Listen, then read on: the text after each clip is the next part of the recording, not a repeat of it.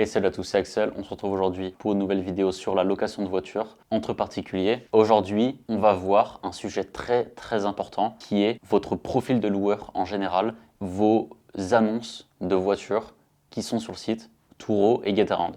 Donc on va voir comment l'algorithme marche, qu'est-ce qu'un algorithme, pourquoi c'est super important et comment booster celui-ci pour que vos véhicules apparaissent plus haut dans la liste, voire être en premier. Moi, mes véhicules sur ma zone, il y a à peu près peut-être une vingtaine de véhicules et je suis parmi le premier. Et sur d'autres véhicules, voilà, plus peut-être 3 à 4e position, mais ce qui est tout en haut comparé aux 20 autres véhicules qui sont présents sur la même zone. Alors déjà, on va commencer par expliquer ce qu'est un algorithme. En fait, un algorithme, c'est quelque chose qui est codé par les développeurs du site, que ce soit Getaround et Turo, qui ont des algorithmes différents, mais qui fonctionnent en fait pareil. C'est la même chose. On ne sait pas vraiment le code, donc on ne sait pas vraiment comment l'algorithme est codé, qu'est-ce qui le fait marcher, avec le retour de plus de 400 locations que j'ai et le retour de ce que je vois autour de moi en faisant des études de marché sur Getaround et en ayant parlé avec d'autres gens qui font la location de voitures, etc. Et aussi en ayant parlé à un employé de chez Getaround tout simplement, qui m'a un peu expliqué comment ça marchait. Forcément, il ne peut pas tout dévoiler, mais il peut expliquer les choses qui sont basiques, qui sont bien à mettre en place en premier lieu, et c'est ce que je vais notamment vous apprendre ici. Donc en fait, l'algorithme, il va se baser sur ce qu'il voit objectivement en tant que code informatique pour vous mettre plus ou moins loin dans le classement. Donc en fait, quand un locataire va vouloir rechercher sur l'application Getaround ou Turo, il va vouloir mettre le type de véhicule, la localisation dans une ville précise ou voilà, dans un lieu précis comme une gare, un aéroport, à date tout simplement pour le trajet souhaité. Une fois qu'il clique sur OK, le locataire va voir plein de véhicules devant lui,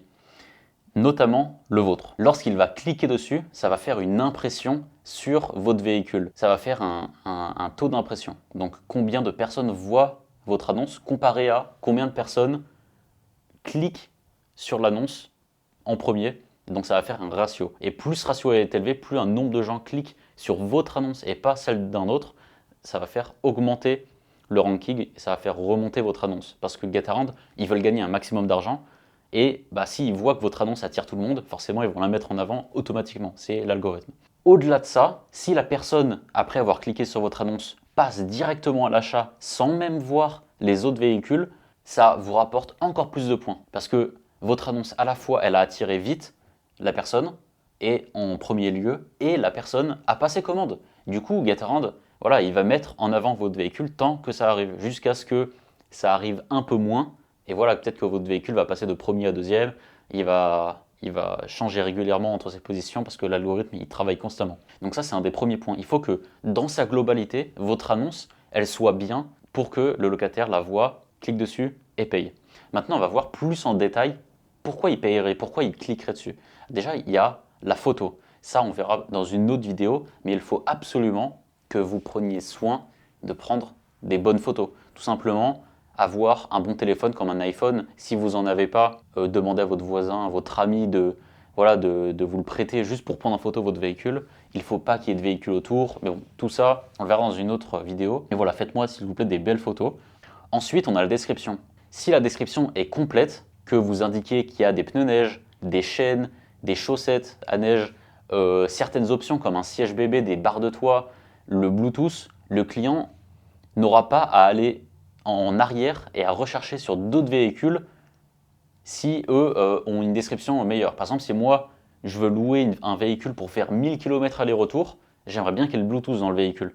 Si sur la première annonce où je vais, je vois qu'il y a le Bluetooth, j'ai aucune raison d'aller voir d'autres véhicules. Si par contre dans la description, je vois qu'il y a une liste d'équipements, climatisation, siège électrique, je sais pas, mais qu'il n'y a pas le Bluetooth pour aucune raison. Normalement, il devrait y être puisque c'est une voiture récente, mais ça y est pas.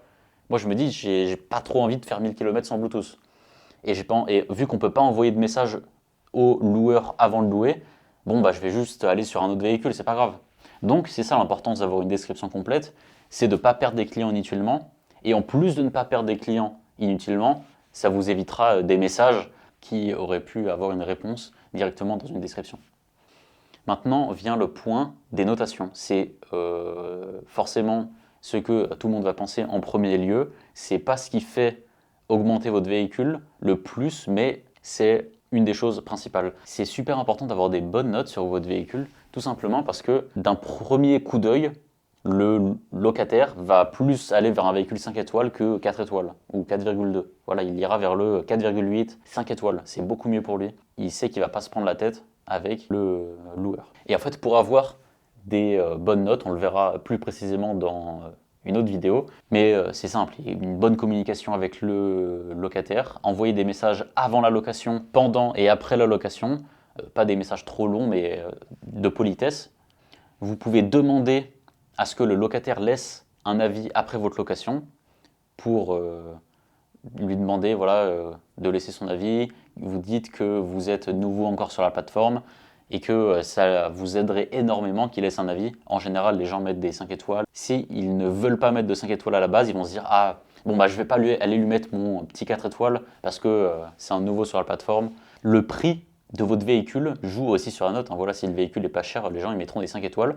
Mais aussi, si le véhicule n'est pas cher, forcément, les gens cliqueront plus sur votre véhicule et le loueront directement. Et ça rejoint le premier point que je viens de vous parler par rapport à l'algorithme. Le prix, c'est quelque chose d'important. Comment gérer votre prix? Ça, on le verra exprès dans une vidéo dédiée sur fixer votre prix de location. Mais quelque chose à savoir qui est bien, pour lancer votre algorithme, pour le booster dès le début, c'est le but de cette vidéo, vous pouvez mettre les prix bas. Pour vos peut-être 5 premières locations, mettez un prix où, pas vous perdez de l'argent, mais au moins où votre véhicule, il ne gagne pas d'argent, il ne perd pas d'argent. Juste pour les 5 premières locations, donc ça sera un prix qui sera vachement attractif et ça va booster votre algorithme. Le système va voir que tout le monde loue votre véhicule pour une certaine raison. L'algorithme, il ne sait pas trop, lui, il fait son calcul, il voit que voilà, tout le monde loue. C'est tout simplement grâce à vos prix. Et une fois que vous êtes bien niveau avis, que vous avez peut-être 5-6 avis, là, vous pouvez remonter les prix. Et enfin, ce qui peut booster votre voiture, c'est la localisation. Parce que souvent, ça peut arriver dans des villes où il n'y a pas trop de véhicules, les gens vont mettre Toulouse, je ne sais pas, je dis une ville au pif, bonjour aux gens qui viennent de Toulouse, mais s'il n'y a pas assez de véhicules sur Toulouse, les gens verront tous les véhicules sur Toulouse d'un coup. Parce que peut-être qu'il n'y a que 30 véhicules sur Toulouse. Ceux qui sont aux meilleurs emplacements, c'est en général au plus proche des gares, parce que Gaterand et Touro, quand vous faites des recherches, ils aiment bien vous dire de rechercher sur des gares. Si vous mettez juste Toulouse, Gaterand, il ne vous trouvera aucun véhicule. En fait, il faut mettre gare de Toulouse. Et du coup, tous les véhicules à la gare seront à 10 mètres, 20 mètres, 30 mètres de la localisation mise par le locataire.